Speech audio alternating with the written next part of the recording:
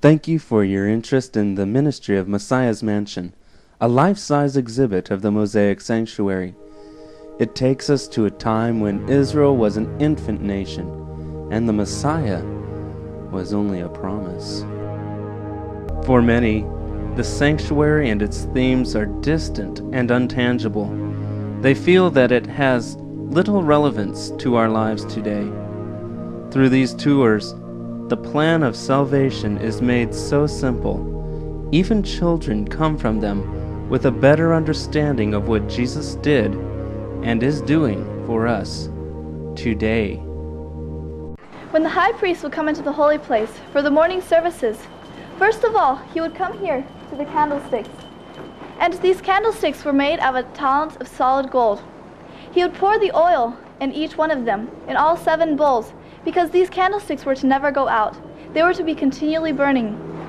And the candlesticks, they had each one, it was beaten out of gold. They had a knop and a flower on each of the 7 branches. The high priest would then trim the wicks to make sure that each one of these candles stayed lit for the whole day. And after this, he would come here to the altar of incense.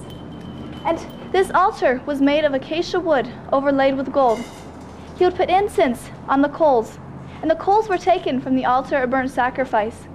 This incense was a special incense. It was to not be used anywhere other than inside the sanctuary. And then the high priest, as he was walking out, you notice that he walks by the table of showbread. It was also made of acacia wood overlaid with gold, and there were 12 loaves of bread on top of it. The priest would come, and they would bring 12 loaves on the Sabbath day, and they would eat the 12 loaves that had been there for a whole week. After this, the high priest, he would then go back out into the courtyard, and the daily services would begin.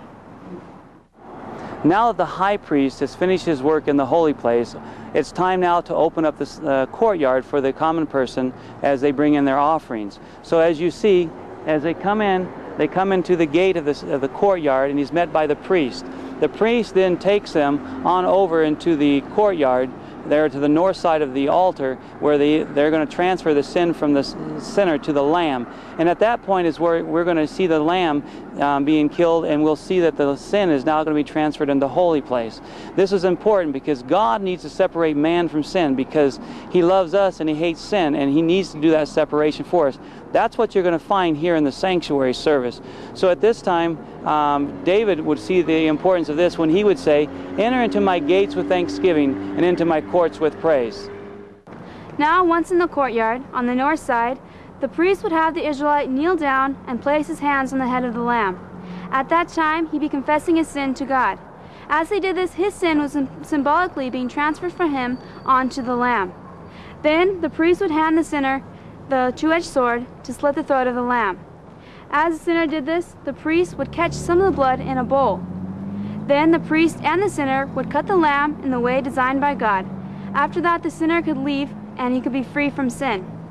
Then the priest, would continue on to the laver, where he'd wash his hands and feet. Now the laver was made from the looking glasses of the women. It was of pure brass. The water in the laver was provided by God through the rock.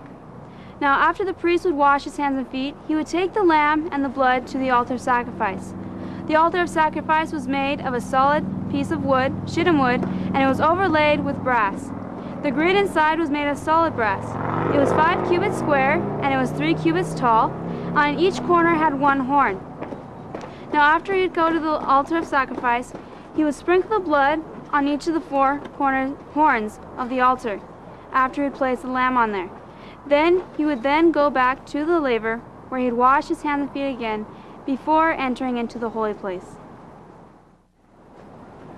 Here in the holy place, when the priest would come in with the bowl of blood, he would go past the table of showbread and past the candlesticks directly to the altar of incense, where he would put the blood on the 4 horns of the altar and sprinkle it before the veil. This was representing the sins of the people, the Israelites, when they would bring their sacrifice to the courtyard. And this was representing their sins being recorded here before the veil.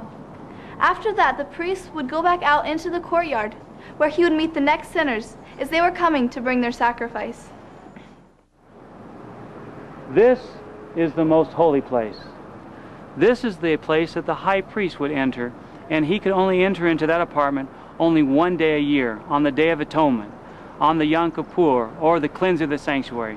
This is where the work is going forward now in the heavenly sanctuary above. This is the most holy place.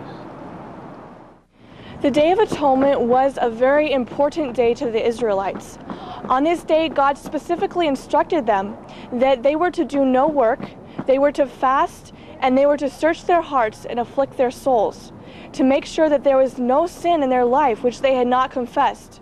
Because on this day, all of the sins recorded in the holy place would be forever erased.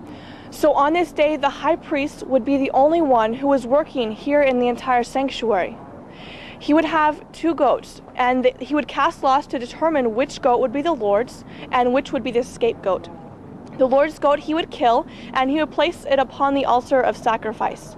Then he would come into the holy place with the bowl of blood, where he would pick up a censer and take some hot coals from off the altar of incense. Then, as he came under the veil, he would place a handful of incense upon the hot coals, and this would create a smoke. Now he would come before the Ark of the Covenant, where he would sprinkle the blood 7 times upon the mercy seat and 7 times on the ground before the Ark. This was to make atonement for all of the sins recorded throughout the entire year. In his hands he would also be holding the censer, which had the smoke of the incense ascending up out of the censer. And this would be a symbol of the prayers of the Israelites as they were searching their hearts on this day.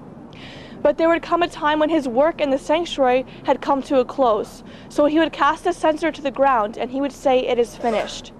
Then he would go back under the veil, where he would pause at the altar of incense and touch the 4 horns of the altar with the blood.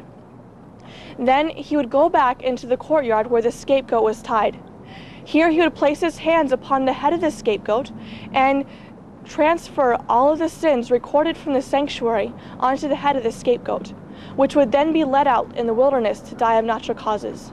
Now at the time when his work was finished, if there was any of the Israelites who had not searched their hearts, who had neglected to do this work given to them by God, they would be cut off from among the children of Israel.